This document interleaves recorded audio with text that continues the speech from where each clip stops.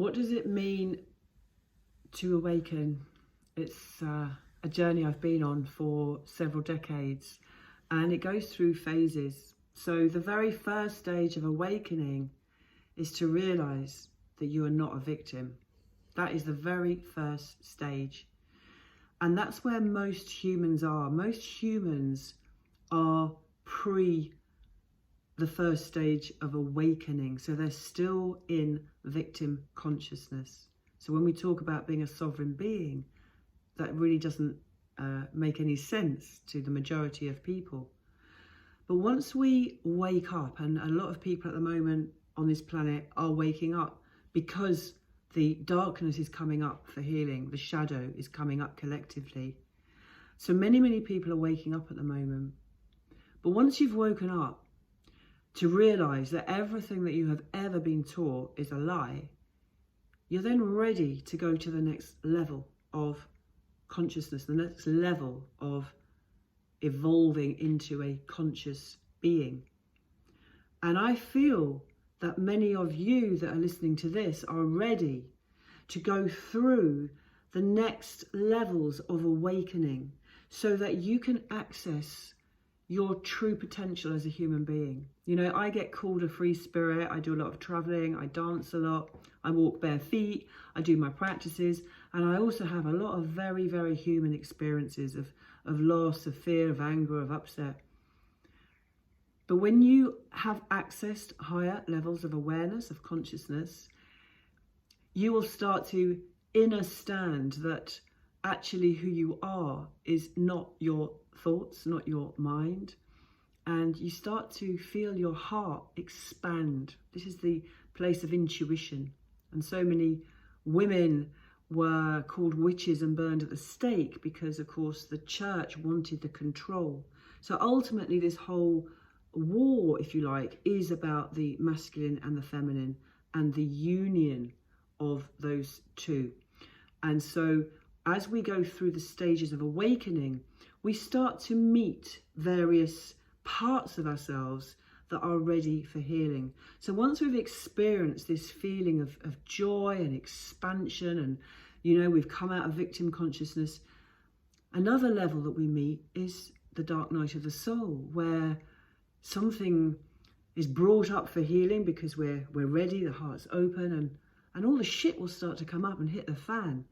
And that's a hard place to be. If you've been through the dark night of the soul, and I've heard some people call it the dark night of the ego.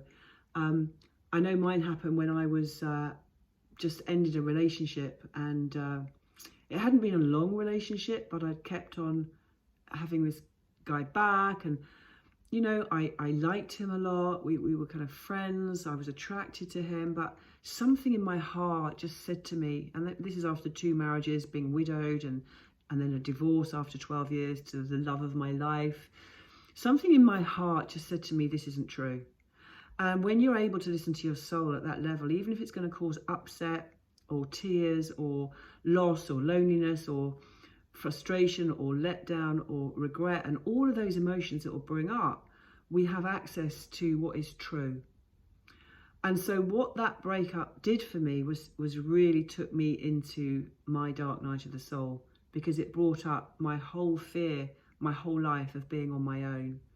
And it was very challenging to get through that time. You become consumed with your grief of what's happening. But the magic of that is that you've had these soul callings, you know, on purpose to bring up, not just from this lifetime, but perhaps many lifetimes, what it was that was ready to come up for healing. And so this journey of awakening continues, and I am passionate about it. And I love being a human. I'm fascinated with being a human. Now, last year, this year, January this year, I ran a mentorship. And I had some amazing people I was working with, and we did some amazing things. It was transformational.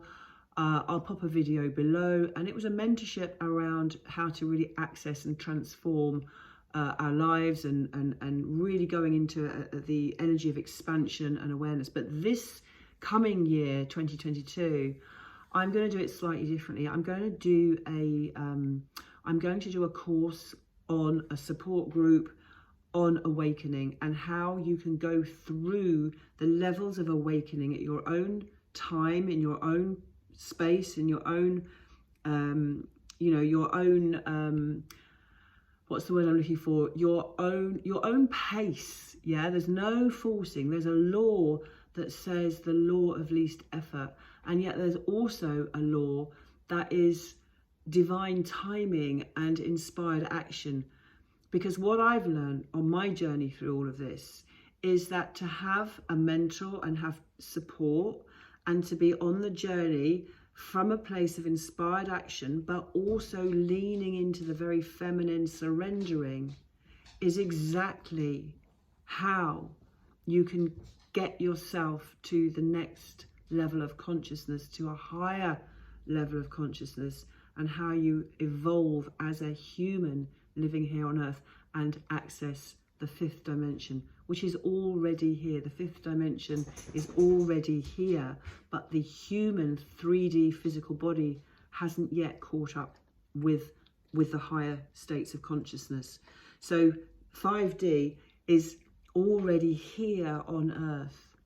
So I'm really, really tuned in and vibing with my forthcoming next mentorship, which is going to be literally focused on supporting you going through the next stages of your own awakening. So I'll be talking about that more over the next few weeks, and I look forward to sharing more about this in the near future.